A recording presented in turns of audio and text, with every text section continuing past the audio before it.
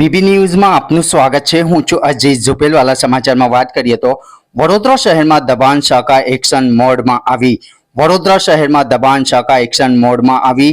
Mandvi MG રોડથી Laheripura દૂધવાળા મોહલ્લા તેમજ સુલતાનપુરા વિસ્તારમાંથી દબાણ દૂર કરવાની કામગીરી હાથ ધરવામાં આવી હતી।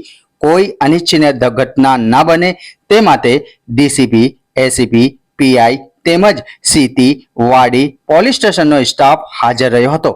રોડ ઉપર પાર્ક કરેલ વાહનોને ઈ મેમો આપવામાં આવ્યા હતા। Report Aziz ઝુપેલવાલા।